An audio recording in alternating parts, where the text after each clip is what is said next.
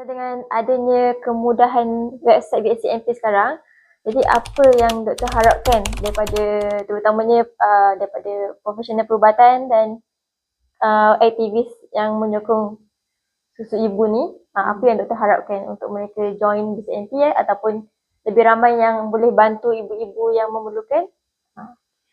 Sebenarnya macam Ayu cakap kan, kita memerlukan ramai tenaga kerja dan tenaga kerja ni saya perlukan daripada health professional lah, macam Ayu cakap tadi. Health professional yang menyokong penyusuan susu ibu, health professional yang betul-betul support home visit ni lah, Committed lah. yang committed dan faham yang kita ni bergerak macam mana. Dan kita perlukan health professional yang ada IPCRC untuk berada dalam Breastfeeding Counsellor Networking Program ini supaya mereka boleh membimbing kaunselor-kaunselor yang lain. So misalnya ada ilmu juga, kita share dengan kaunselor-kaunselor mereka ni lah.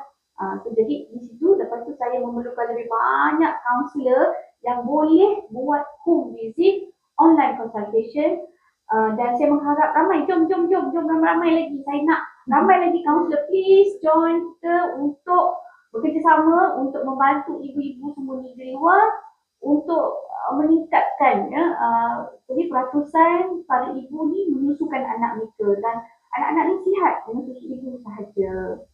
Okey?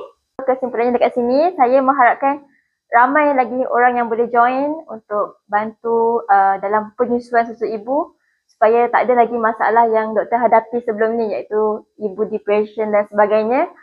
So, ramai-ramai join BCMP dan kita bantu sesama kaum kita lah, wanita. Assalamualaikum dan salam sejahtera. Jom layari bcnp.my website. Website ini dibina untuk membantu para ibu yang ada masalah dengan penyusuan susu ibu. Buka website bcnp.my dan pilih bahasa Melayu atau bahasa Inggeris. Terdapat beberapa button di situ, jadi ibu-ibu boleh klik dekat button login untuk meminta bantuan. Mula-mula ibu perlu buka akaun BCNP dulu sebelum meminta bantuan. Lengkapkan semua biodata yang diperlukan dalam website, kemudian tekan butang register atau daftar. Setelah berjaya daftar, boleh pergi ke dashboard masing-masing untuk meminta bantuan. Tekan butang create appointment, kemudian isilah segala maklumat yang diperlukan. Permintaan akan dihantar kepada grup kaunselor dan akan ada kaunselor yang assign untuk mengambil kes yang diminta. Jika ada sebarang masalah dan pertanyaan, boleh hubungi pihak BCNP sendiri.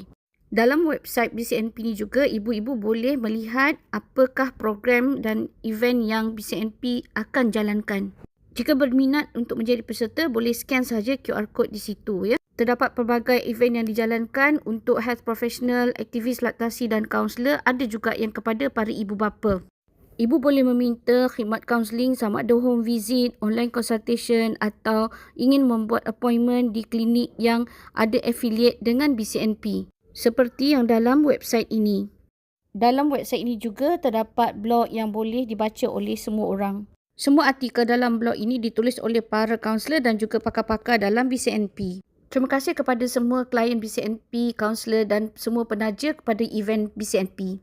Jika ada masalah dalam breastfeeding, janganlah cari susu formula, cari BCNP. Kami sedia membantu ibu dan bayi berjaya dalam penyusuan susu ibu. BCNP Malaysia, penuh kasih sayang.